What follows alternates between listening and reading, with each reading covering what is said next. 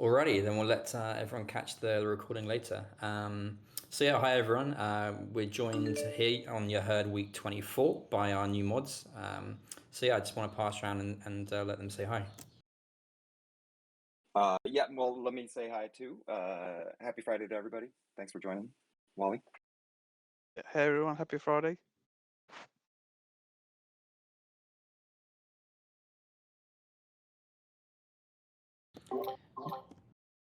Hey, happy Friday, guys. This is Big Poppy. Happy Friday, as MM says. Yeah, happy Friday, everyone. Dracula here. Cool. So thanks to the mods for joining us on the first time for your herd. It's nice to see them all for sure.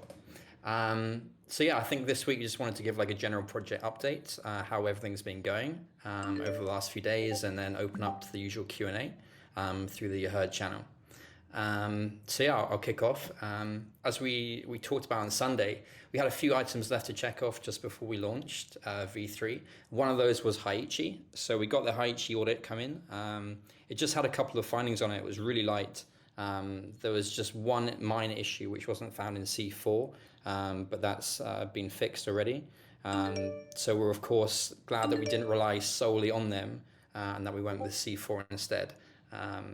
C4, I think we had up to 13 engineers at one point looking over the different code.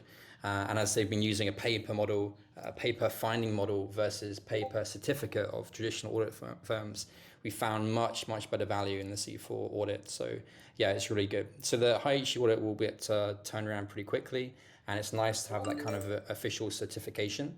And it does have some value in that. But yeah, I think we're pretty happy with the C4 findings as we kind of expected. Yeah, we're continuing to have some independent guys look over the patches and any new code that comes in, such as the strategies that have just been in, to make sure that it's being reviewed by other people than the guys that actually wrote it. One of the design changes that we took to avoid some of the high risk findings was instead of allowing an array of different tokens, such as wrap Bitcoin or Ren BTC into the same vault, the vaults will start with just one token type per asset. So the launch vaults, and this is just to avoid any arbitrage or slippage issues that were found out by C4.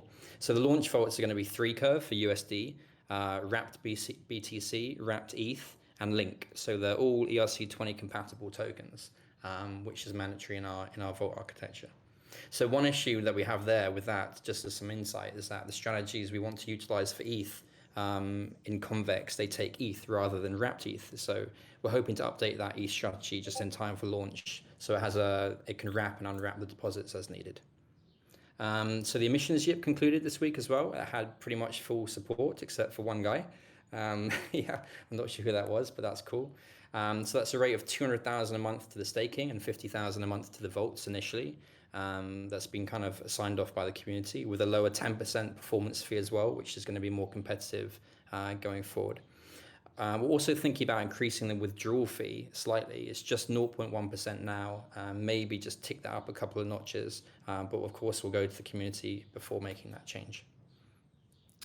Development this week's gone pretty well. We fixed the harvest front running issue, which has plagued us for months. It's really nice to have that out of the way. That front running was making the buybacks not so efficient, as like a bot was taking a big chunk of that each time. So that's cool to have that done. That was from Goblin. The vaults and strategies are now all up on Coven Test Network. It's just the front end left to do, basically just to hook them up. And the front end needs to wait for those to be successfully deployed on Kovan before they can work, by the way. So we actually had to redeploy the vaults a couple of times this week just to get it all working together correctly. And each deploy takes about a day to do. So what that means is that our front-end dev, GetGouda, was just blocked for a couple of days of work, essentially. So that's all been sorted now, but just to take a positive from that, at least it's a good practice for the mainnet deploy coming up. But it does mean that there's a couple of extra days on the launch date because of that. So we were loosely aiming for Sunday to launch, but maybe that's going to be midweek now, just coming up, so not too bad.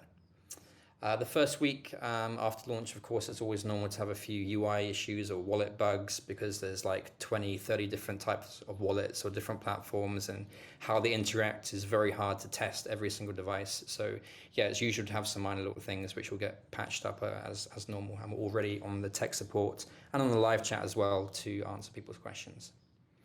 The new mods are here on the call, and they've had a great impact already, not just in the community, but some initiatives that we've been talking about and will be launched for the Era 3 starts. We're kind of excited to be talking about that. I think they want to talk about it today, but I've just asked them not to try and batch it into like a nicer Era 3 transition. Yeah, the GitHub channel has been amazing to see. There's a lot of activity going on there. I know it doesn't feel like it, but yAxis has actually not been in a better position in terms of dev resources. So while we absolutely lost some time over summer, now we're able to play catch up, which is really cool. And we still have most of our tokens intact as well to reward and incentivize the platform. The approach for the development has been about making it scalable. So with V3, we can now deploy any new vault basically to support any ERC20 asset within about a day. Like I said, it takes about a day to deploy. So while we're starting with the USD, BTC, Ether Link, we can move on to other assets too, and we're definitely open to suggestions.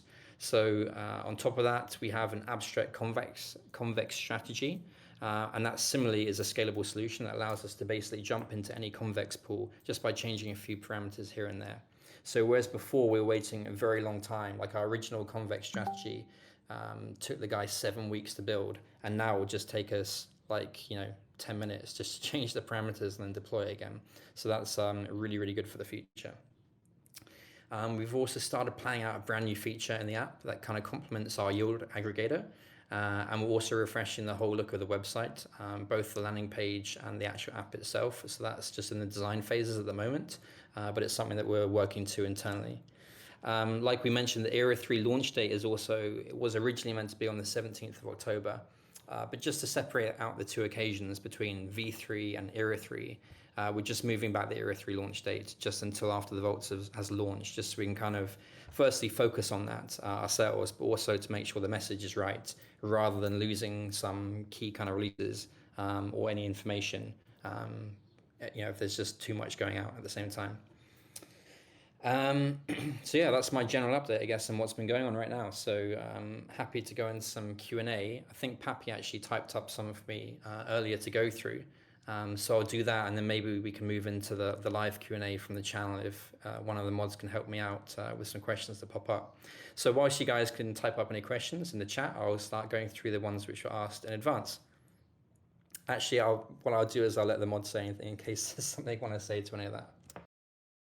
No, I think that was a great update, Bobby. And I think before we go any further, I also want to say happy 60K. If you guys haven't been following Bitcoin, it finally broke above 60K, above 61K, getting very close to that all-time high again. So you might want to keep an eye on that this weekend. It's good news for the whole space when it moves like that. But yeah, you did hit on a. Oh, go ahead. Yeah, I was going to say absolutely. I saw someone had made a gigantic short just before the ETF announcement came out, so I felt pretty bad for them. They probably just lost a chunk of money very, very quickly. Yep. So you hit on a lot of the questions. I did roll up all the questions from you guys that you've put in there this week. Abu Chino was asking a lot about the audits, and so basically we summed that up, right, Bobby, by saying that the Heichi audit really didn't bring us a whole lot of new stuff. One minor issue, and then the C4. I think you're saying that there's just a little bit. Was there a little bit more patching that we had to do to wrap that up? Yeah, I mean, we patched up what we can, and the major design change out of that was to move towards a 1 volt equals 1 token design, which just basically wipes out most of the high severity issues which were found during C4. So there's probably a more optimal solution to that in the future, but just in order to ship the product, we're moving towards this. So like I mentioned, we'd only accept like 3 curve in the USD vaults, for example, rather than allowing people to deposit a variety of different tokens. Okay. And then another thing that was brought up, this is brought up by, well, let me see, your name is RTWIV. I apologize if there's a way to say that, but they were asking about the community event kickoff, and just a little bit more information about maybe some hints about what that might entail. Yeah, I think that was maybe a slight miscommunication from what I said about the community event of Era 3 being moved back. So it made it sound like there was some special like public event launched for it. Like, of course, we're going to pack in some updates into the Era 3 launch, and we were talking about some of that right before the call, Pappy, and we're not sure whether to announce it now or to leak a few teasers here and there beforehand. But yeah, there's a few things that we're doing for the Era 3 start, which are fun kind of community initiatives, and I think will bring a lot of engagement for everyone to be excited about. Yeah, I am really excited. Can't wait to start sharing some of that with you guys. Spawn Raider was asking about post V3 and kind of future roadmap stuff, and some of the other folks in the community also seconded this and said that they were very curious about where your mind and the project team's mind is at, thinking, longer picture. Yeah, I think we touched on it in the last call and maybe in the blog post, but yeah, so we're working on a Trello board right now for the public, basically, just to share with what we're working on, so then kind of follow along. And one thing we'd love to do is to create a feed for that into the Discord, so that just the way that the GitHub channel works, people would also get pinged or at least they'd see a new notification if something happens on the Trello, so they can kind of see a new card or things that are changing, just so they can feel a little bit more involved or have some more insight into what we're working towards. One of the big things that we're doing, like I said, is starting to build out a new feature, just in the early design stage, which is going to be pretty cool, and we're really excited about something that works very well alongside our yield aggregator. And a little hint towards that was in the competition that we launched in the Champions Hall for the name of a new stablecoin. If we were going to have a stablecoin associated with yAxis, what would it be? So there's a little hint for you there, and some guesses we're happy to take as we work towards that in the future. Yep, a lot of good ideas. I'm looking forward to seeing what the rest of you guys come up with. And then one of the questions that was also posed was and you mentioned it earlier, but the launch date. So you're thinking, I put on the notes here, probably midweek is what we're estimating at this point. Yeah, we were kind of loosely going for Sunday. That's when we thought we'd have everything ready. But just because we took maybe a couple of days delay this week due to having to redeploy the vaults several times, that just means it's going to slip a little bit into the midweek, that's all. Okay. And Zero Alpha was asking really about what the strategies are that are going to be available at the V3 launch. Was this, I don't know if this was covered in another article, or is this something that we're going to publish something about in the near future? I think we've definitely been vocal that it's going to be convex based for now, just because that's where all the TVL is, right? That's where the liquidity is. So the strategies we're doing at launch are all native rather than delegated strategies. And once we ramp up with our own TVL, the plan is to basically start to collect a portion of the CVX and CRV to start to gain a share of the governance. And then you can also boost emissions towards your strategies, or you can use bribes now as the latest thing to try and twist emissions towards yourself. So yeah, the strategies we've got at first are the USD MIM convex strategy. We've got PEG BTC and the Binance Strat BTC, and just a standard link pool. There's not many good options for the link pool. Yeah, so that's like a starting position. As I mentioned before, we've got a general strategy, which is an abstract strategy for convex, which allows us to spin up a different strategy in like 10 minutes. So it's just, when we launch, it's just like an initial basis, basically, for us to build whatever we want going forward. All right, fantastic. And I can't let the week go without asking the obligatory food question. I don't think we had one maybe the past 2 weeks, but I think it's a good time to revive that one. And so I thought this one was appropriate. Your favorite beer, maybe Bobby, do you have a favorite beer? Yeah, I do, I guess. I mean, like people know, I'm currently residing in Brazil, and the beer here I like is called Original. And it's, I've got a beer fridge as well, and I just keep it ice cold, and that's pretty nice, and preps me for diving into your herd each week. And how about Mr. or Wally or anyone else? Do you guys have favorite beer? Oh, I'm pretty boring right now. Just it turns out Guinness is really low calorie, but it tastes awesome. So that's my favorite beer right now. Just trying to watch the figure. So Guinness. I was I was worried you were going to say like a Bud Light or a Coors Light, and I was going to judge you a little bit. Okay, hopefully I've made good on my beer choice over here. Thanks. And it's Wally here, so I don't drink, so no suggestions there. Sorry. No problem. All right. Well, Bobby, those are the questions that I had from the channel. So I think if you'd like to jump in there and see what other questions have been asked, we can. Yeah, sure, sure. I saw someone was asking a couple of times, and people seemed to put a lot of reactions on it about what our USP is, what's our unique proposition essentially, and that's fair. Like maybe the messages got lost originally from what we originally started building back in kind of like February time. And it's true that many platforms in DeFi are now all doing basically variations of the same thing, right? And what differentiates, I think, different projects really is the DAO behind it. So we really have to build up the DAO and the treasury, so that it's a force in itself essentially, and that's where DeFi is heading. It's becoming a governance war to control yield from sources like Curve, and we need to start up saving up these tokens for ourselves.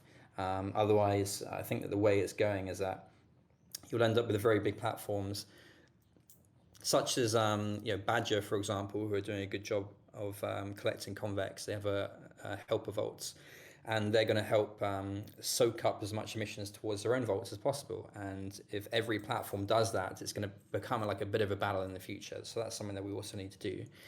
But yeah, what is unique about us is that firstly, we have an ERC 677 token standard, which allows us some efficiencies over everyone else. We are the only DeFi platform to have that. There's one DEX that actually copied us, but other than that, we're the only one. Our main innovation is that our platform also handles multiple strategies at once at a transparent contract level. So it's not where you deposit your funds into a black hole of like a managed fund, which other yield apps do. You just give them the money and then they kind of allocate it behind the scenes. For us, it's all at a contract level, and you can see that. And thirdly, we are a DAO-directed yield portfolio, and where we're all going to benefit from a groupthink model. And I think that'll be quite fun as well, where we're all kind of incentivized to find the best yields, to bring in ideas, and to make maybe business relationships or partnerships going forward as well. So I think we'd really benefit from that rather than just relying on one team to constantly innovate on their own. So that's pretty cool. But it's true that we do need to keep up the pace. We lost some time over the summer. We need to catch up on things like L2s, some industry collaboration, and some added features which we've now started working on. We want to continue to grow up the team and to basically lead the industry on things like insurance mechanisms and maybe other institutional features, such as the monitoring and response systems. We do have a basic monitoring and response system in place, but we'd like to expand that a little bit more as well, just that we're better prepared for anything that happens in the future.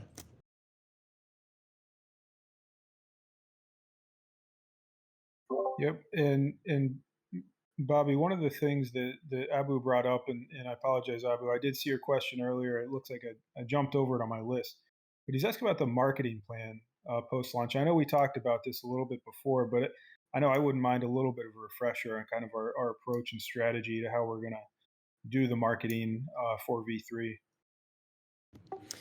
Yeah, so I mean, we of course have all the basics. We've got graphics, we've got a video, we've got a collaboration with DeFi Pulse as well coming out, which has a range of different initiatives from things like social media to AMAs and stuff like that. But really the best way to market a product in this space, it's just by launching a cool product that people find value in, and then they invest into it and they tell all their friends. if you look at something like Convex, for example, and you ask yourself, what marketing did they do? It's basically nothing. And even today, like their Discord channel is pretty dead. Like there's not a lot of information there. And really it's just through word of mouth, and that's the most powerful thing we can have. Essentially, it is a DAO, it's a community-based project, and the people themselves are the best way to market a project. That's the most powerful way.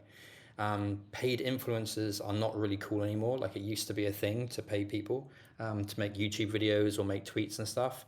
And that's kind of come to a head over the summer. So I would say that's not really a route that we want to pursue, because it might kind of backfire and make you look a little bit less reputable maybe. But yeah, I mean, I think like I touched on, the more strategies we can add on, the more vaults and assets we can support, we can then tap into those existing communities and hopefully do co-marketing. So in the same way that you want to do co-marketing with like Link, for example, with Chainlink, for example, over implementing keepers, we want to do the same kind of thing with different strategies and get into their discords and see what we can do there. We think that's the most effective way. Yep. No, and that makes a lot of sense. It's one thing that I've noticed is I don't know about you guys, but a lot of the things that I invest in is because a project I'm already in has a partnership, or someone shows up and has an AMA or something from another project, and I think, man, that sounds cool. I want to check that out.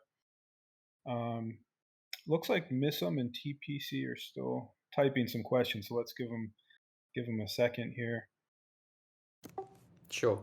I think like really we want to build ourselves to a position where we are a useful Lego brick in the ecosystem, so that we are doing, like I said, industry collaboration. I think that Yearn Finance came out with an interesting thing, calling themselves as yield as a service, and that's kind of true. In the same way that Ohm is now doing Ohm Pro, and they're kind of launching their product and selling it almost like liquidity owned. Protocol owned liquidity as a service, essentially, is what they're doing. And we also need to make our own kind of place in the industry where people come to us because they want to use our technology somehow, and they're willing to pay for it. I think that's the best way to organically grow everything and to build up as many different revenue sources as we can. Okay, and Misum was actually asking to elaborate, and I think I have my own thoughts, but I'll let you answer this, Bobby. Getting in with folks like BitBoy, right? BitBoy is obviously, everyone knows he's huge. He has a big channel, big following. But what the drawbacks might be to doing something like that? Yeah, I mean, like it's easy to go along and pay Ivan on Tech, for example, to do like a video on you or to make some tweets about you. But I just think the place where crypto is right now is that people kind of see through that immediately, and they don't really trust it so much, especially particular people that are very known to do this kind of sponsored work. And even some of the people that are being paid, they're into things like IDOs, and they've been flipping tokens and dumping on their followers and stuff. So it's something which now has become kind of frowned upon. And I don't really think it would have the impact that it used to have, like 6 months ago, for example. And 6 months ago, we did have a couple of guys make some videos, and we thought it was pretty good at the time. But I think since then, like just the industry's changed a little bit, and it's probably not the best route to go down if you want to maintain your credibility. Yeah, I would agree. And I remember this actually came up in a discussion in the Discord before, and not naming names, but they did bring up specific personalities, and you saw a very strong reaction, and not always positive to that, for exactly what you're saying, which is a lot of people in the industry now are kind of, the investors are catching on that they're shilling their own bags, dumping their own bags on the very thing that they're talking about. Not to say that they all do, right, but it definitely happens. Yeah, and behind the scenes, some insight into the industry is that there's people now which make a business of introductions, right? They're basically networking as a service. There you go. So they're networking as a service and making introductions to big influencers and trying to get big influencers to buy into your project. And it's really only when someone actually buys your token and wants it to go up that they're really going to do a good job of it. If you just like pay someone some money just to make a tweet about you, it's not going to really have the follow through that you think it's going to have, or the impact you think it's going to have. And yeah, for them themselves, the influencers, they've started to get a lot of flack for doing things like this as well. So they also now are not really open to doing stuff like that just to protect their own reputation. Yep. And Abu, I appreciate all these. These are always good questions that you think of, man. He's asking about the institutional partnerships, and I guess he's really just wondering if are we keeping them engaged, excited? Are they up to date on the current progress? Yeah, I'm always surprised to hear that they've actually very much followed along. So they are in the Discord. They do read the Discord, unfortunately, from last week. So they do see all that kind of stuff, and they are very much aware of things that go on. We do have several large partners which are signed up and own tokens. Only one of which we can talk about, and two of them are more like legacy stuff from back in Era 1. But yeah, all we can do is, at the moment, we need to focus on getting this product out initially and making sure that everything's stable before we start signing up more partners to the partner program. And again, this new feature that we're going to be building out in Era 3 is more focused on attracting sticky capital into the vaults and making sure that we have a tokenomic model that is basically a net plus for us rather than a net loss. Yeah, that is a good point. The sticky capital. I remember hearing you say that a lot over the past year, and I think that's really the key, because it's easy. It's easy to attract big money.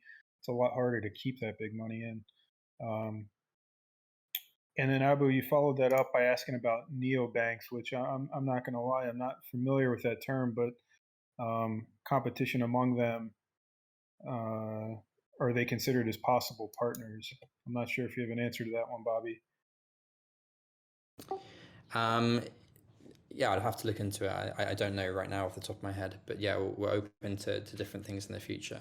Like I mentioned, right now we want to just focus on getting the product up and running, and then we can start more traditional business development through pitch decks and reaching out to people. There's still lots and lots of people interested in the space. It's definitely where people are looking towards, and Bitcoin's ETF today has definitely probably helped that as well. So yeah, I guess we just have to watch this space, and we'll have to do all the work behind the scenes, basically just emailing and pitching and doing video calls with people to see what we can do. Yeah, actually, that reminds me what you just said of the news this past week, where the Soros family, for those who don't know, are mega billionaires, and they were talking about crypto, and they said that Bitcoin was cool, but they were more interested in DeFi. And so I don't know where they put their money in DeFi, but that is a really interesting development, because that's, very smart, very rich money that is more interested in coming to, our neck of the woods versus the traditional Bitcoin route. Yeah, I mean, yield is everything. That's the biggest thing in financial services, is generating yield for people, so people's pension funds can grow at a nice, safe, 6-7% per year. And if DeFi can come and kind of disrupt the industry and beat that, then that really incentivizes all of the managers in the space to get involved, because they are highly competitive amongst each other, and they want to have the best yields for their customers. So for sure, they're all looking to dip their toes, and we see more and more funds start up looking to back DeFi projects and to act as a middleman, essentially, for depositing capital into these platforms. Yeah, absolutely. And so I'm looking at the clock, and we're getting close to, I think, what is probably time to wrap up. So maybe Bobby, with your concurrence, we take a couple of these last questions, and then we can wrap things up if you want. Yeah, sounds good. And so Missum is asking, I think you posted about this in the chat somewhere else too, but the Olympus bond stuff, he's asking for, I guess, really your opinion on it and whether you like that model. Yeah, I think we hinted in one of our blog posts recently that we're looking towards Olympus Pro for the future, or this coming era at least, just because it makes sense. It was something that every project was going to have to face in the future. It's what happens when your tokens run out, when you complete your mission cycle. Because at the moment, most people rely on a DEX like Uniswap or SushiSwap, and you need to incentivize that with tokens. So there needs to be like a longer term solution to doing that, and something that's shown to work is owning your own liquidity. So that's something which we also want to look into using Olympus Pro going forward, as then that creates a sustainable platform to always have a tradable token, essentially. All right. Well, I think that was the last of the questions in here. So, on behalf of the community, I do want to say thank you again to everyone for your participation and your attendance. And then, Bobby, I'll pass it over to you. Yeah, thanks so much everyone for turning up and sticking with us. Real close now, just finishing off the last few bits. So yeah, we really appreciate the support and trust that you continue to give to the team. And yeah, we'll do you proud. All right. Appreciate Well, have a you good all. week. Thanks for joining.